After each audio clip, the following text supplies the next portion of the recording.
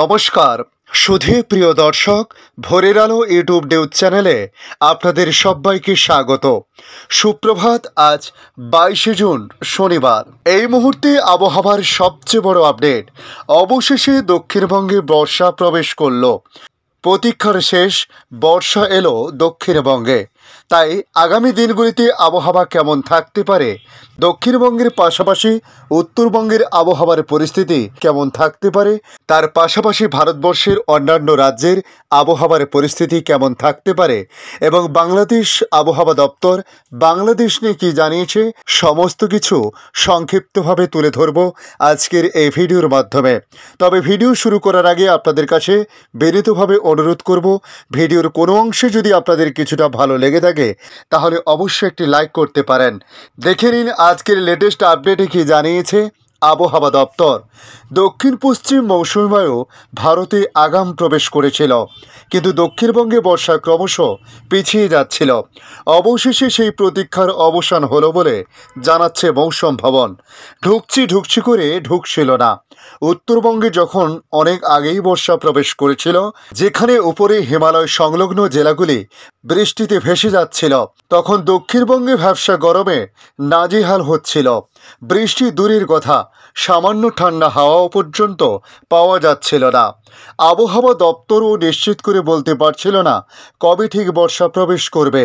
অবশেষে সেই বর্ষার প্রবেশ ঘটল দক্ষিণবঙ্গে। দীর্ঘ দহন জ্বালা ও প্রতীক্ষার অবসান হলো।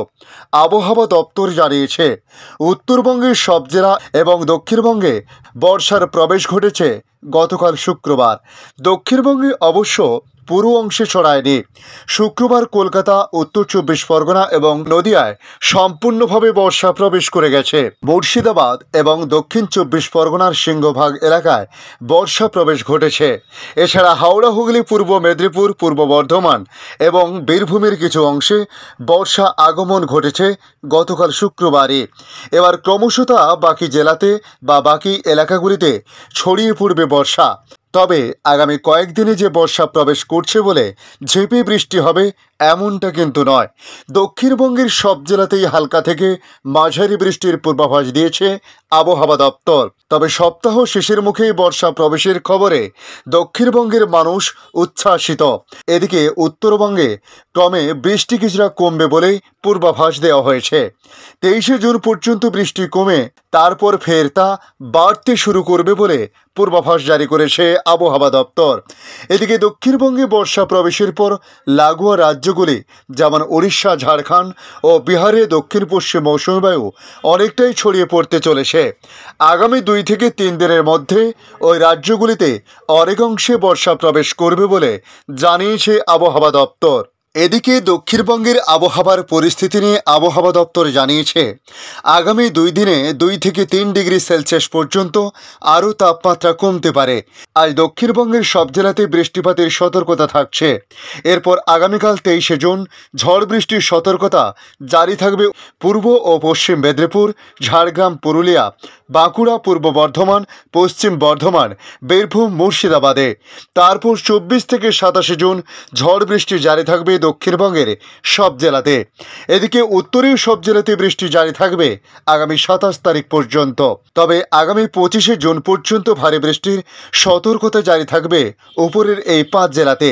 ওদিকে উত্তর ও দক্ষিণ দিনাজপুর এবং মালদাহতে আজ হলুদ সতর্কতা জারি থাকছে ঝড় বৃষ্টির কারণে।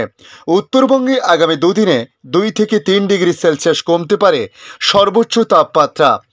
এদিকে আলিপুর আবহাওয়া অফিসের পূর্বাভাস অনুযায়ী আজ কলকাতার সর্বোচ্চ তাপমাত্রা প্রায় 33 থেকে 34 ডিগ্রি সেলসিয়াস থাকতে পারে। এরপর 23, 24 এবং 25শে জুন কলকাতায় সর্বোচ্চ তাপমাত্রা 34 থেকে 35 ডিগ্রি হতে পারে। এরপর 26 এবং 27শে জুন ফের শহরের সর্বোচ্চ পারদ 34 ডিগ্রির ঘরে নামতে পারে। আর এই কদিনে কলকাতায় সর্বনিম্ন তাপমাত্রা 27 থেকে 28 ডিগ্রি সেলসিয়াসের ঘরে থাকতে পারে বলে জানানো হয়েছে। এদিকে বাংলাদেশ আবহাওয়া দপ্তর তাদের আপডেটে জানিয়েছে, সারা দেশে ঈদের পর থেকে হালকা মাঝারি বৃষ্টিপাত হয়েছে। বর্ষাকাল হওয়ায় বৃষ্টিপাতের প্রবণতা অব্যাহত থাকতে পারে, তবে বৃষ্টি থাকলেও সারা দেশে দিন ও রাতের তাপমাত্রা প্রায় অপরিবর্তিত থাকতে পারে বলে জানিয়েছে আবহাওয়া অফিস। আগামী 72 ঘন্টার পূর্বাভাসে এ তথ্য তুলে ধরা হয়েছে। পূর্বাভাসে বলা হয়েছে, মৌসুমী বায়ু বাংলাদেশের উপর সক্রিয় এবং উত্তর বঙ্গোপসাগরের অন্যত্রে মাঝারি থেকে প্রবল অবস্থায় রয়েছে। এমন অবস্থায় আজ রংপুর, রাজশাহী, ঢাকা, ময়মনসিংহ, খুলনা, বরিশাল, চট্টগ্রাম ও সিলেট বিভাগের অধিকাংশ জায়গা অস্থায়ীভাবে দমকা হাওয়া সহ হালকা থেকে মাঝারি ধরনের বৃষ্টি অথবা বজ্রসহ বৃষ্টি হতে পারে। সেই সঙ্গে দেশের কোথাও কোথাও মাঝারি ধরনের ভারী থেকে অতি ভারী বর্ষণ হতে পারে। অন্যদিকে আগামীকাল শনিবার সারা দেশে দিনের তাপমাত্রা সামান্য বৃদ্ধি পেতে পারে বলেও জানিয়েছে আবহাওয়া অফিস।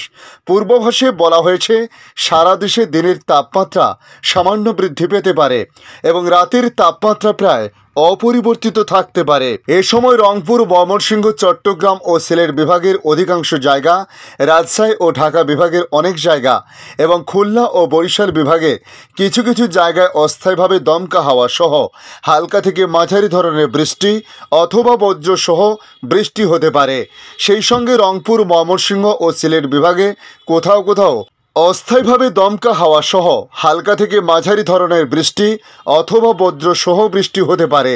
সেই সঙ্গে রংপুর, ময়মনসিংহ ও সিলেট বিভাগে কোথাও কোথাও মাঝারি ধরনের ভারী থেকে অতি ভারী বর্ষণ হতে পারে।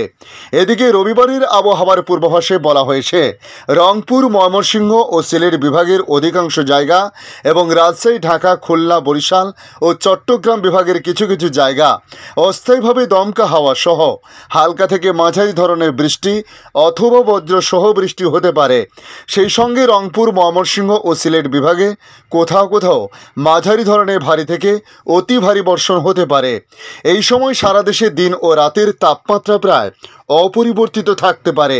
বাংলাদেশের উপকূলীয় এলাকা, উত্তর বঙ্গোপসাগর ও সমুদ্র বন্দরগুলোর উপর দিয়ে ঝোড়ো হাওয়া বয়ে যাওয়ার আশঙ্কা এই মুহূর্তে নেই। এই অবস্থায় দেশের সমুদ্র বন্দরগুলো থেকে সতর্ক সংকেত নামিয়ে ফেলতে বলা হয়েছে হাওয়া অফিসের তরফ থেকে। সতর্কবার্তায় বলা হয়েছে, চট্টগ্রাম, কক্সবাজার, মংলা ও পায়রা সমুদ্র বন্দরকে সতর্ক সংকেত নামিয়ে ফেলতে বলা হয়েছে। উত্তর বঙ্গোপসাগরে অবস্থানরত মাছ ধরার নৌকা ও ট্রলারগুলোকে আজ বিকেল পর্যন্ত উপকূলের কাছাকাছি থেকে সাবধানে চলাচল করতে বলা হয়েছে। এদিকে অন্য এক বিজ্ঞপ্তিতে আবহাওয়া অফিস জানিয়েছে, খুলনা, বরিশাল, পটুয়াখালী, নোয়াখালী, কুমিল্লা, চট্টগ্রাম ও কক্সবাজার অঞ্চলের উপর দিয়ে দক্ষিণ বা দক্ষিণ পূর্ব দিক থেকে ঘন্টায় 45 থেকে 60 কিলোমিটার বেগে অস্থায়ীভাবে দমকা ঝোড়ো হাওয়া সহ বৃষ্টি বা বজ্রসহ বৃষ্টি হতে পারে। এসব এলাকার নদীবন্দরকে 1 নম্বর সতর্ক সংকেত দেখাতে বলা হয়েছে। ধন্যবাদ সম্পূর্ণ ভিডিওটি দেখার জন্য। ভালো লাগলে লাইক, শেয়ার, কমেন্ট করবেন। কমেন্টে অবশ্যই জানাবেন আপনার এলাকার নাম। বর্তমান সেখানকার আবহাওয়ার পরিস্থিতি কী রয়েছে তা জানাতে ভুলবেন না। পাশাপাশি নতুন বন্ধুদের কাছে রিকোয়েস্ট করব, চ্যানেলটি সাবস্ক্রাইব করে রাখুন, তাহলে পরবর্তী আপডেটগুলি অতি সহজে আপনাদের কাছে পৌঁছে যাবে। ভালো থাকুন, সুস্থ থাকুন। ধন্যবাদ।